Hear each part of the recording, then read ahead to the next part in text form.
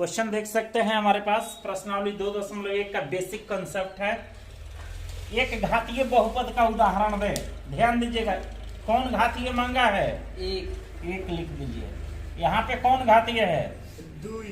तो दो लिख दीजिए। त्रि है तो तीन, द्वि है तो चार। अब इसका आंसर कोई भी बच्चा क्या कर सकता है? दे सकता है। बस उसको सिर्फ कॉन्सेप्ट मालूम होना चाहिए। अब ये घात है तो घात तो हमेशा कोना में रहता है। कहाँ रहता है? कोना में। किसी बच्चा को बोला गया कि बाबू तुम इसका उदाहरण लिख दो, वो बच्चा सब में एक एक समान लिख दिया। क्या लिख दिया? 5x। सब में लिख दिया क्या?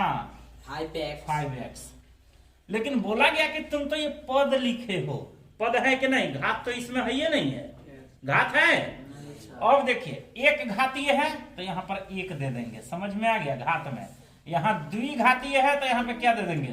दो। त्रिघातीय है, क्या दे देंगे? 3।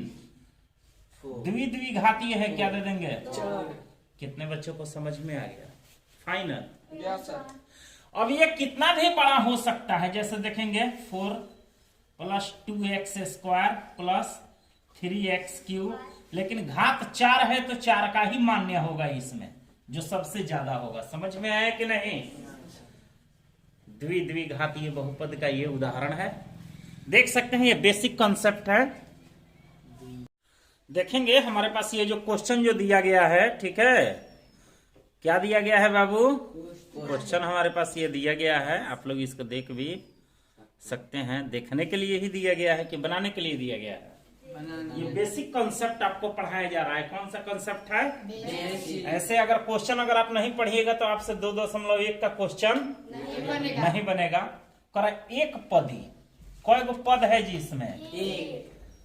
द्विपदी कई गो पद है? त्रिपदी कई गो है? द्वि 4 पद है। तो ध्यान से देखिएगा, 4 पद हमको लिखना है ना? देखिए कैसे करेंगे। कोई बच्चा अगर चाहे तो इसके आंसर खूब आराम से क्या कर सकता है? दे सकता है। एकदम आसान है ऐसे ऐसे क्वेश्चनों का जवाब देना। पद हम लोग बनाते कैसे हैं? संख्या और x और y मिला करके एक पद ही लिखना है। एगो लिख दीजिए 4x हो गया, एगो पद हो गया। खाली 4 लिख दीजिएगा तो वो आंसर हो जाएगा। x लिख दीजिएगा। अगर कोई बच्चा x यहां से हटा दिया तो वो आंसर हो जाएगा। ठीक है, एगो पद हो गया ये। अगर हाई x इसमें लगा दिया तो गुना आ गया ना, तो गुना हो गया तो एक गो ना होगा जी। जोड़ घटाओं से इसमें पद का बंटवारा होता है। द्विपदी है, बच्चा 2 गो अगर 4x अगर लिख देता है तो ये द्विपदी हो जाएगा। समझ में आ रहा है? तो ध्यान दीजिएगा। तो दोनों एक जैसा ना हो गया जी। तो यहाँ कुछ ना कुछ एगो अंतर दीजिए। यहाँ पर 2 दे दीजिए, यहाँ अपने आप 1 हो गया। अभी दोनों एक नहीं है, नहीं जुटेगा, ये द्विपदी हो गया। ठीक। त्रिपदी है 4x प्लस त्रिपदी देना है। यहाँ पर 3 दे दीजिए, यहाँ पर 2 दे दीजिए, ये 1 हो गया। अपने आप 3 गो पद हो गया। समझ में आ रहा है कि नहीं आ रहा है? द्विपदी 4x का गो लिख देंगे। आपको जो मन है वही चीज लिखिए। यहाँ पे कोई ये नहीं है कि आप यही लिखिएगा। 4 दे दीजिए, 3 दे दीजिए, 2 दे दीजिए, 1 है प्लस प्लस प्लस। समझ में आ गया कि नहीं आ गया? ठीक है। जो एगो पद मांगेगा तो एगो न दियाएगा। उतार लीजिए। क्वेश्चन आपके सामने है, दिखाई दे रहा है। किस क्लास का है जी? 9th क्लास का ये क्वेश्चन है। ओके। और मैथ है। प्रश्नावली कौन सा है? 2.1। प्रश्न नंबर 4 या 5 होगा। क्या कितना नंबर है? 5 नंबर है। हाँ चलिए, 5 नंबर है। रैखिक बहुपद हम किसे कहते हैं? देखेंगे। रैखिक माने रेखा। और रेखा ऐसे पारते हैं कि नहीं? तो इसको सीधा कर देंगे तो ये क्या बन जाएगा? 1 बन जाएगा। और द्वि माने क्या हो गया? 2। और त्रि माने क्या हो गया? 3। बस ध्यान दीजिएगा। घातीय माने घात एकदम हमेशा कोना में रहता है। कहाँ रहता है? अब आप कहिएगा कि सर ये घात होता किस पर है? ए से लेकर के जेड तक किसी भी अक्षर पर ही घात हो सकता है। समझ में आ गया? या सर। एक से लेके जहां तक आप गिनती गिन दीजिए उस पर भी ये घात क्या हो सकता है? हो सकता है।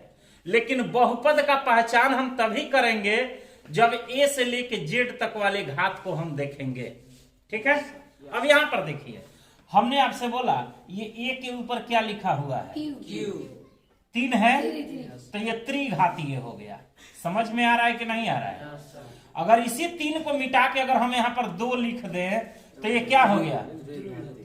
अगर हम इस 2 को मिटा दें और तब पूछें कि यहाँ पे क्या लिखा हुआ है, तो आप 1 समझ जाइएगा कि 1 लिखा। तो 1 कैसा पारा जाता है? रेखा जैसा। तो ये रैखिक बहुपद है। समझ में आया कि नहीं आया?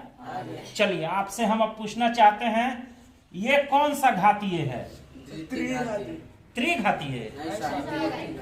कौन घातीय है? द्विघातीय। चलिए, अब आपको बताना है ये कौन सा है? त्रिघातीय। ये बताइए ये कौन सा है? रैखिक बहुपद। कौन बहुपद? चलिए, आइए आपसे एक और क्वेश्चन है। ठीक है, ध्यान देंगे थोड़ा सा। Z² plus ZQ plus Z, अगर पूछा जाए कि ये कौन सा बहुपद है, तो इसमें जो 2 और 3 में ज्यादा कौन है? 3 है, तो ये त्रिघातीय हो जाएगा। समझ में आ गया कि नहीं? जो ज्यादा होगा हम उसी का वैल्यू देंगे। कितने बच्चों को समझ में आ गया? फाइनल? Yes sir. क्वेश्चन का आप लोग जवाब दीजिएगा? Yes sir. कि नहीं दीजिएगा? दे देंगे। Yes sir. तो चलिए बताइए अब आप लोग, ये जो है यहाँ तो 1 है और यहाँ 2 है, तो ये कौन घातीय होगा? द्विघातीय। चलिए, बहुत बढ़िया हो गया। ये कौन सा हो गया? द्विघातीय। अच्छा, इसको बताइए। त्रिघाती। चलिए, बहुत बढ़िया। इसको बताइए। त्रिघाती। बहुत, इसमें तो कुछ भी नहीं है, तो यहाँ पर क्या होगा? तो ये कौन सा बहुपद होगा? बहुत बढ़िया। यहाँ पर क्या हुआ? रैखिक गति। साइंस पढ़ रहा है काजी? रैखिक बहुपद। ठीक है, क्वेश्चन समझ में आ गया है कि नहीं आया है? चलिए, बहुत बहुत धन्यवाद।